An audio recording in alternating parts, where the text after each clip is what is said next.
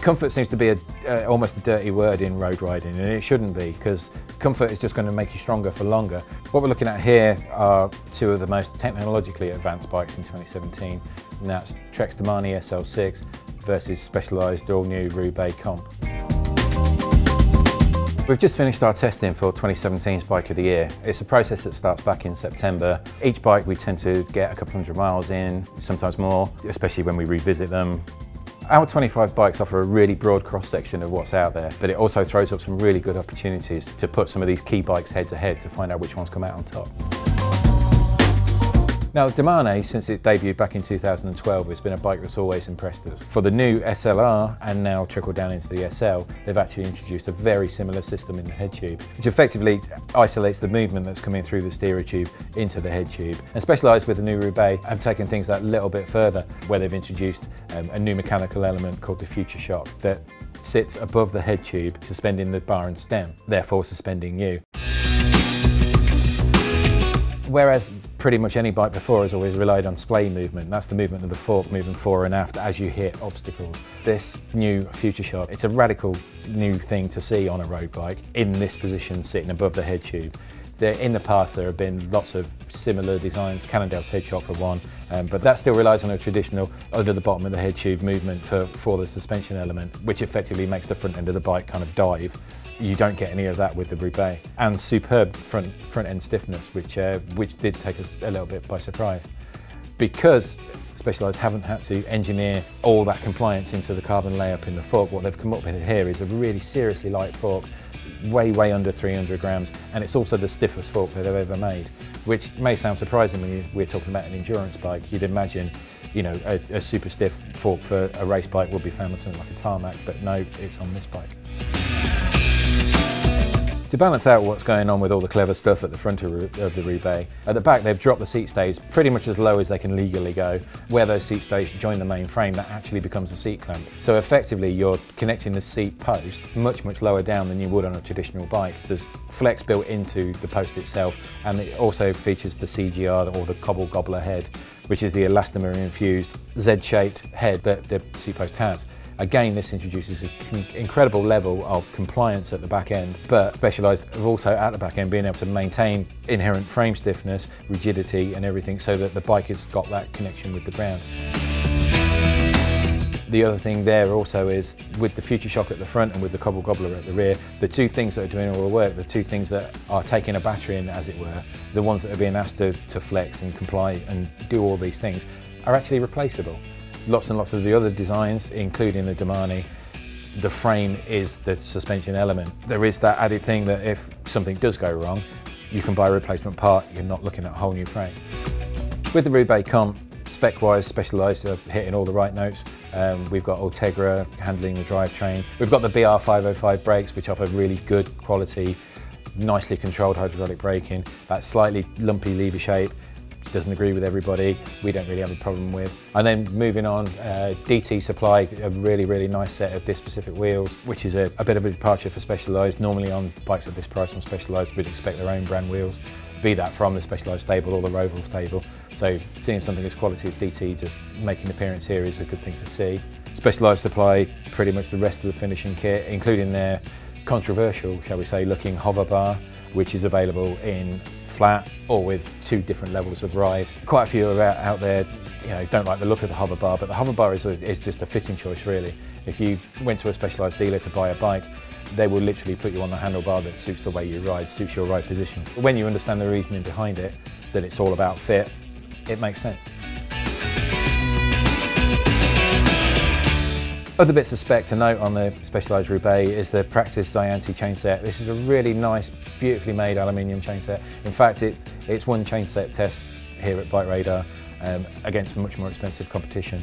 And then Specialized supply their own turbo tyres in an interesting 26C diameter, which they do shape rather nicely on the slightly wider DT rim profile. Excellent tyre on the road, plenty of grip, nice and supple.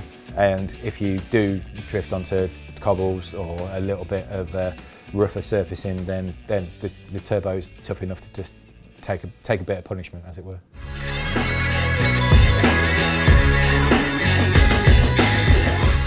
With the Domane SL6, Trek have hit a really nice balance between the technology and the traditional. This is a standard caliper brake bike combined with their ISOSpeed front and rear technology. Now, being the SL level frame set, the ISOSpeed decoupler at the back is the original Domane ISOSpeed, not the one that you'll see on the SLR, the one that has the slider for adjustability. We don't think that's a bad thing because we've spent plenty of time with an SLR with a sliding adjuster and found that we played for it with a few hours and then just bring it on the full setting, tightened it up and just left it as is, which is pretty much the default status of the SL with back end anyway. Trek have done some really interesting things with the spec on the Domane SL6. As to be expected, yeah, it's got an Ultegra drivetrain, but they have gone for a super wide 1132 cassette on the back, which is, you know, interesting to see. It's great for plenty of different levels of riders, and especially if you're the sort of rider that likes to go and hit really, really big hills. Having that 32 as a get-out gear is just a really nice thing to have.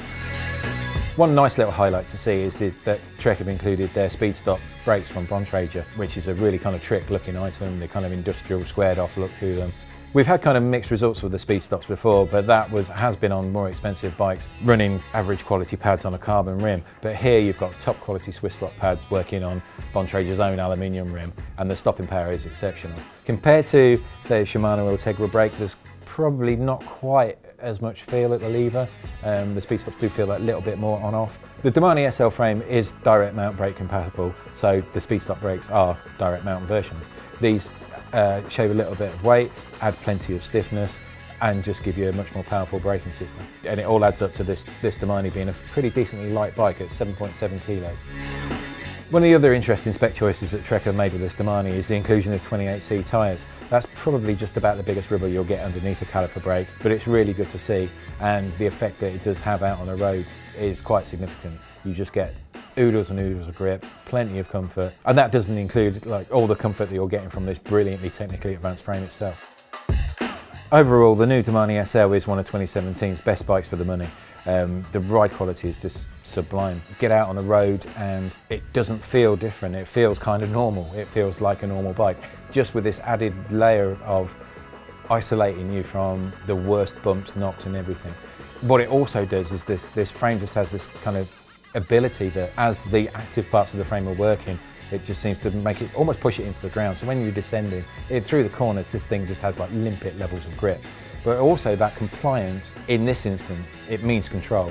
You just get a bike that just handles better. It just feels better, it rides better. This is one of the most impressive bikes that we have had the pleasure of riding so far.